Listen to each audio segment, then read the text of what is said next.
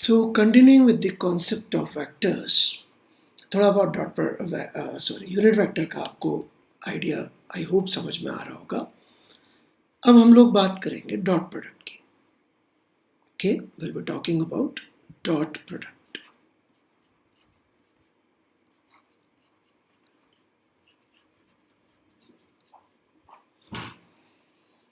अब जो सबसे बड़ा इशू ये वेक्ट समझने में होता है इस समय डॉट प्रोडक्ट, वो ये कि हम इसका कोई डायरेक्ट बहुत अच्छा एप्लीकेशन आपको अभी नहीं समझा सकते। क्यों? वही इसीलिए कि मैथ्स और नीड बेसिस पे हम थोड़ा सा आगे चले गए। हमें इस मैथ्स की राइट नाउ की ज़रूरत नहीं पड़ रही है, लेकिन थोड़ा वेक्टर की प्रैक्टिस इसके बिना हो नहीं पाती, इसलिए हमें समझाना पड़ता है। तो अभी तक आपको ये बात तो समझ में आई होगी कि फिजिक्स में we deal with many many new quantities, नई नई क्वांटिटीज़ आती रहती है। कुछ क्वांटिटीज़ वेक्टर होती है, कुछ क्वांटिटीज स्केलर होती है। यूनिट्स एंड डायमेंशन पढ़ते हुए अपन को ये भी समझ में आया होगा कि नई नई क्वांटिटीज़ कई बार दो क्वांटिटीज़ के मल्टीप्लिकेशन, डिवीजन और अलग अलग रिलेशनशिप से बनती है।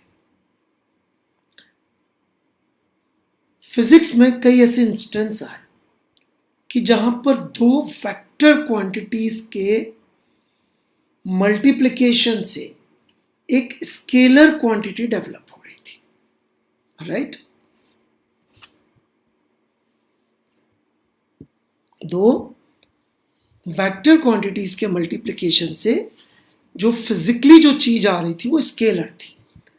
अब ऐसा क्यों हो रहा था, कैसे हो रहा था, उसके लिए मुझे बहुत फिजिक्स पढ़ानी पड़ जाएगी, जो मैं इस समय नहीं करना चाह रहा हूं। तो कहने का मतलब कि we come across a situation जहां दो वेक्टर्स है और इनको जब हम मल्टीप्लाई कर रहे हैं ए एंड बी, और जो मल्टीप्लिकेशन है उसका टाइप कहलाता है dot product, also known as scalar product,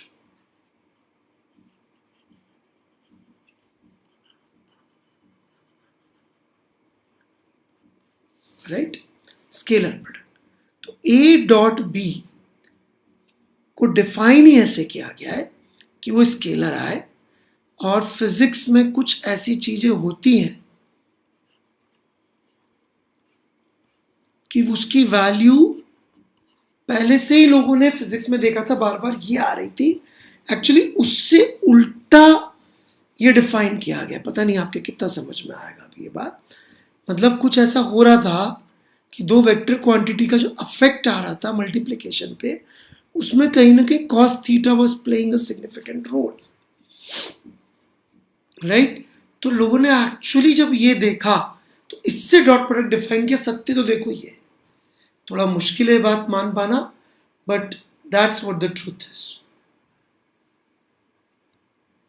right? कि कुछ ऐसा हो रहा था कि वेक्टर के मैग्नीट्यूड की जरूरत पड़ रही थी और उनके बीच के एंगल की जरूरत पड़ रही थी। आप भूल गए हो तो मैं याद दिला दूं, एंगल बिटवीन टू वेक्टर्स, जैसे मैंने दो बना दिए, अल्फा और बीटा। किसको कहेंगे angle between two vectors? Alpha को कि बीटा को? अल्फा को। क्यों? क्योंकि two vectors kept tail to tail together, right? And angle between, smaller angle between that.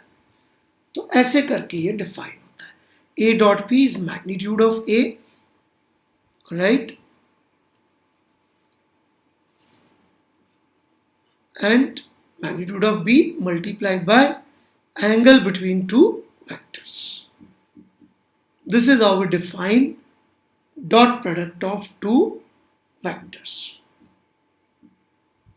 ठीक है? So this is very very important formula or result. Then there is another result of formula, all right, that we need, and that is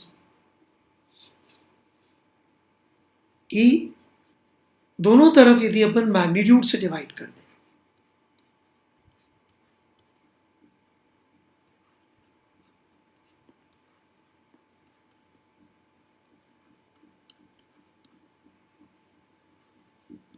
अब आप देखेंगे तो magnitude के लिए मैं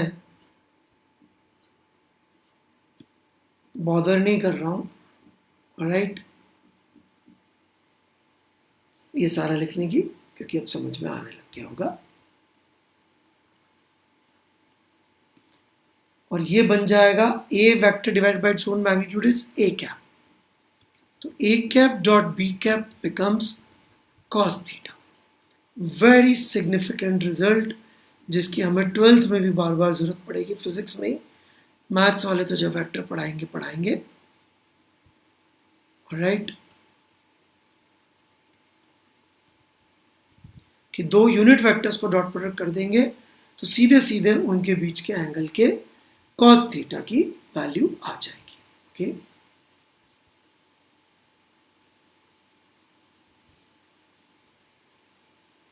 got it? तो ये दोनों ही रिजल्ट बहुत सिग्निफिकेंट है, जो हमें पता होने चाहिए। इसको कैसे अप्लाई करना है, क्या यूज है, उसके लिए थोड़ी सी पेशेंस रखनी पड़ेगी। अभी मान के चले आप कि सब कुछ अभी का अभी समझ में आ जाए, वो नहीं हो पाएगा। You have to keep some patience, it would take time. लेकिन कुछ काम की बातें जो अभी का अभी हम बता सकते हैं, जैसे आई कैप डॉट आई कैप कितना हो जाएगा, कितना एंगल होगा आई कैप और आई कैप के बीच में, 0। तो कॉस 0 कितना होता है, 1। So what would be J cap dot J cap, same. What would be K cap dot K cap, same. Does that mean कि किसी भी यूनिट वेक्टर के बीच का एंगल 1 होगा? नहीं नहीं नहीं नहीं, ये तो आई कैप वाले है जो स्टैंडर्ड यूनिट वेक्टर है ना। ए कैप डॉट बी कैप जरूरी नहीं है 1 है, वो तो उनके एंगल के बीच में डिपेंड करेगा। ठीक है, आई कैप डॉट जे कैप कितना होगा, कितना एंगल होगा आई कैप और जे कैप के बीच में, कितना एंगल होगा, 90। कॉस 90 कितना, 0। This gives me J cap dot K cap, वो भी 0। This gives me I dot K cap, वो भी 0, क्योंकि ये सब भी वैल्यूज, इनके बीच के एंगल भी 90 डिग्री होंगे, राइट। तो ये भी बहुत सिग्निफिकेंट रिजल्ट है, जो वैसे तो प्रैक्टिस करते करते इजीली याद हो जाते हैं, राइट। तो ये भी हमको पता होने चाहिए कि भाई आई कैप डॉट आई कैप करें तो क्या होगा। ठीक है, तो आगे बढ़ते हैं। जैसे कि मान लीजिए मेरे पास में दो वेक्टर है, okay, vector A which is A X I cap plus A Y J cap plus A Z K cap, and another vector B bx i cap plus by j cap plus bz k cap। ऐसे करके मेरे पास दो vectors, ठीक है। And I want you to find out a dot b क्या होगा in terms of components, क्योंकि ultimately vectors अपन को अब तक समझ में आ गया कंपोनेंट के फॉर्म में ही काम किया, राइट। तो पॉज करके निकालिया।